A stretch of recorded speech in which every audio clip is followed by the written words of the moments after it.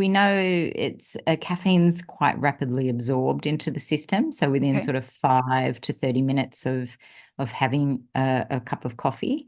And so, that heightens alertness, the brain activity, that sort of thing. So if you've got to do something that requires, you to be more alert or concentrating, you could potentially use it in that way.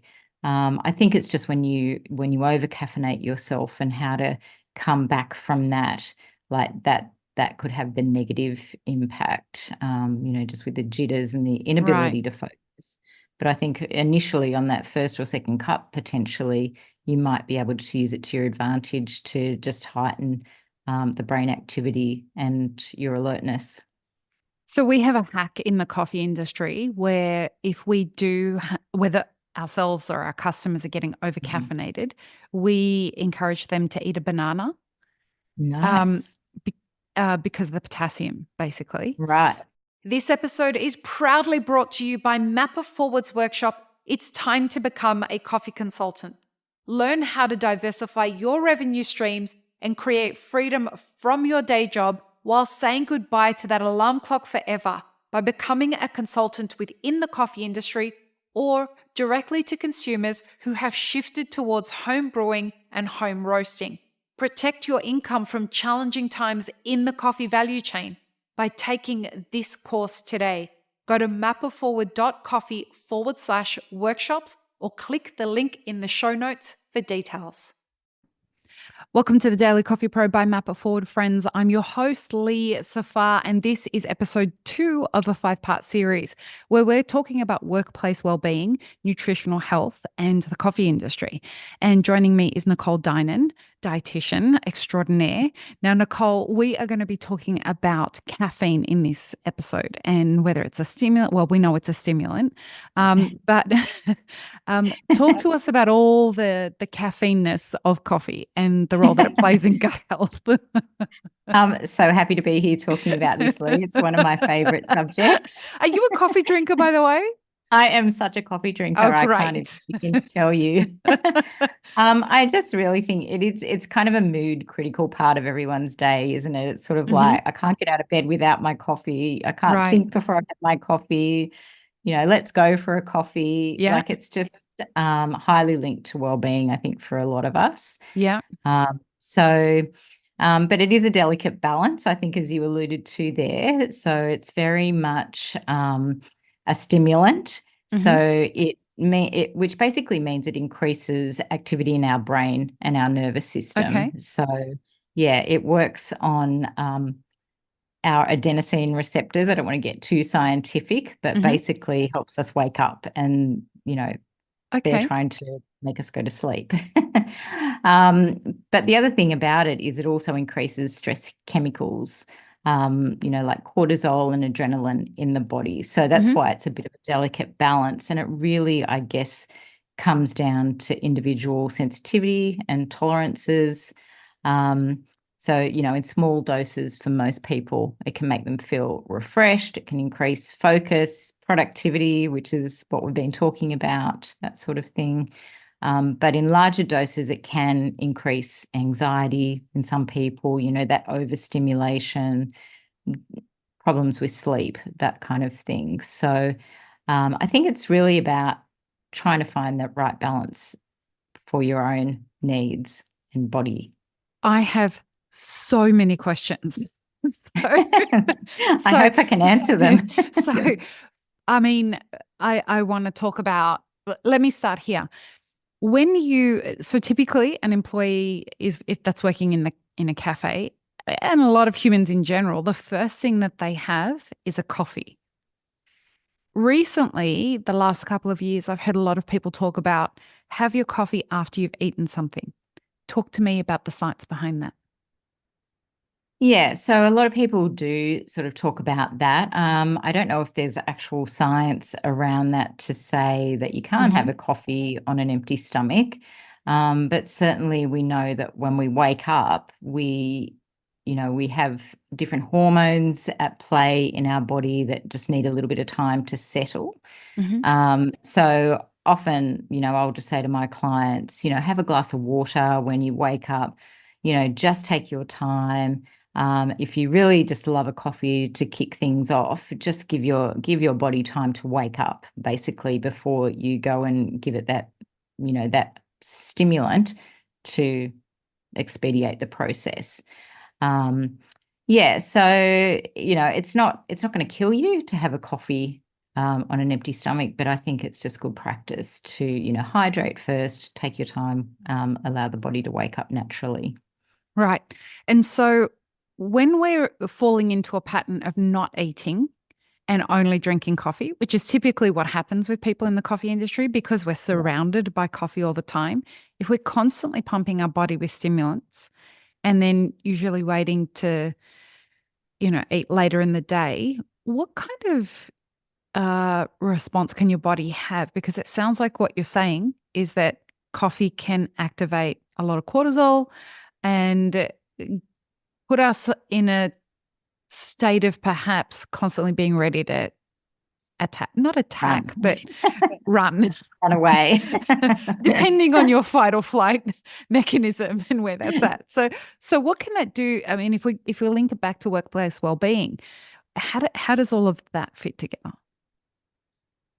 It's such a great, interesting question because I think you're absolutely right. A lot of people will grab a coffee, as they're running out the door, then they'll grab another one on the way to work if they're actually going to work that day. And so they could have had like 3 or 4 coffees before they're even contemplating food, or maybe even 6. And so, like we were talking about before, it can have an impact on like that whole anxiety, your ability to focus when you get to work, all that sort of thing. You can feel jittery. You're not actually really in the moment because your body's just really in overdrive, firing. And then I think beyond that too, like I've had patients in the past referred to me for different health conditions, and we've actually pinned it back to this style of starting of the day. Like it's basically intermittent fasting. Yeah. So people are using coffee to subdue appetite. Yeah. They're fasting through till lunchtime, but they've already done their, high intensity workout in the morning. So their body's just looking for a recovery meal. And so it's just one coffee after the next, after the next, after the next. And by the time they eat, they just can't get satisfaction. So they overeat because they're starving, and then they end up binging on sweets in the afternoon. So the blood sugar levels are all over the place as well. So I've seen that impact cholesterol, and I've seen it impact iron levels as well, because we know the tannins in coffee, at high levels can deplete iron stores. So, we absolutely need to be careful not to overdo it. What does overdo? And this is my other question. Like caffeine sensitivity and how much is too much is, from what I can see, having worked in the industry for 20 years, it's so personal. Is there a relationship between that and your gut microbiome? Like is it personal on that level, or is it genetic, or is it hormonal? What's the role that plays there? There is like a genetic component from the adenosine receptor point of view. There's also a body mass component, the gut health and metabolism component, how like your body is metabolizing everything that goes in. But there's also like a tolerance effect. So, because it is a stimulant, it's like a drug in a way. The more you have, the more you tolerate. So the more you then need to get the same effect. So it can be very individual. So what you've observed is absolutely what we see in the literature as well. But they generally speaking would say, 3 to 4 cups a day of coffee, like an espresso, 100 milligrams of caffeine per cup. So 400 milligrams of caffeine per day is usually okay for most people. 4 cups to me sounds like an awful lot of coffee. Like, It does to me too, but body mass is part of it, right? Right. Well, and what role does age play? And like because I imagine I hear a lot of women who are in perimenopause start talking about how caffeine is really starting to impact them. I hear men that are around the same age. I have a theory that men go through perimenopause as well. Right. It's really interesting what Might you be a can track. PhD in that. There may be, but it's Yeah. really interesting what you track when you watch people day after day go through a repeated habit and you see Yeah. them for 30 seconds a day. Yeah. And you start to pick up on certain things in different age groups. And Yeah, I so really that's so started interesting. I've really started over the years starting to notice that a lot of the things that were happening to women during a specific age group, usually around perimenopause, men were Yeah. complaining about a very similar thing. And so I wonder if age plays a role in our sensitivity to caffeine as a stimulant. That is a really great question. I've got a couple of theories which I would one of them I would have to come back to you on the science behind. So the gut microbiome does change as we age. So we basically we start to lose diversity in the microbiome as we age. So that's another good reason to make sure we're eating broadly, eating a wide variety of plant-based foods. We don't need to be vegan or vegetarian, but we want to be supporting different populations of beneficial bacteria in the gut.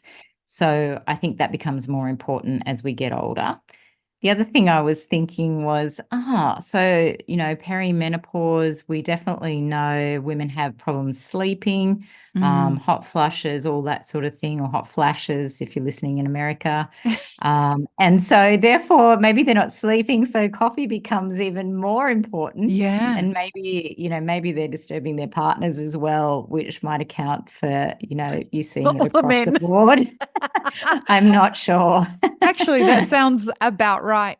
Right? Like Feasible obviously, theory. yeah, it sounds like a theory that could be, it might fit because just like fathers and mothers are being disturbed by their kids, Yes. newborn sleep. Yeah, Yeah. it sounds about right.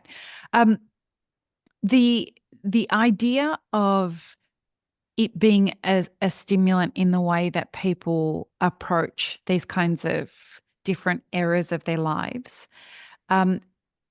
Is this something that you can use to your benefit? Like I've often wondered, and in the next episode, we're going to talk about the idea of the health benefits of coffee. But when it comes to the side of it that's a stimulant, when we're talking about workplace wellbeing, is this something that people can use to their benefit? And how would they, do you think that there's a way that they could do that? Quite possibly, I think. We know caffeine's quite rapidly absorbed into the system. So within sort of 5 to 30 minutes of having a cup of coffee. And so, that heightens alertness, the brain activity, that sort of thing. So if you've got to do something that requires, you to be more alert or concentrating, you could potentially use it in that way. I think it's just when you over caffeinate yourself and how to come back from that, like that could have the negative impact, just with the jitters and the inability to focus. But I think initially on that first or second cup, potentially you might be able to use it to your advantage to just heighten the brain activity and your alertness. So we have a hack in the coffee industry where if we do, whether ourselves or our customers are getting over caffeinated, we encourage them to eat a banana. Nice. Because of the potassium, basically. Right. Do you have any other hacks that you might be able to share with us? Yes, I don't off the top of my head, to be honest, but I'm going to remember that one for sure. I think possibly eating is a good thing. Yeah. So from a nutritional perspective, just eating something would help that process. Is that right? Well, I imagine so, particularly if you've been drinking coffee on an empty stomach, yeah. And then plenty of water as well, so making sure that you're It's good practice, I guess, to have a glass of water each time you have coffee also. Not to say that there's really been a lot of evidence to suggest it's dehydrating in standard amounts, like 3 to 4 cups, because you're actually ingesting fluid as Water. well. Yeah. It's mostly water. Yeah, mostly water. But a lot of people think it's dehydrating, but you'd have to be drinking, larger amounts to have that diuretic effect. Okay. When you're running to the bathroom for it to have any real impact on that, I think, over time. Well, that sets us up perfectly for the next episode where we're going to talk about the health benefits of coffee. So join us in the next episode, folks. Peace, love, and peanut butter. Have an amazing rest of your day. I really hope you enjoyed this episode, friends. Please don't forget to show us some love by subscribing, liking, commenting, and most of all, sharing this podcast with your friends. Check the show notes for links, including our sponsors and our Patreon. And stay tuned for more great conversations on the Daily Coffee Pro by Map It Forward.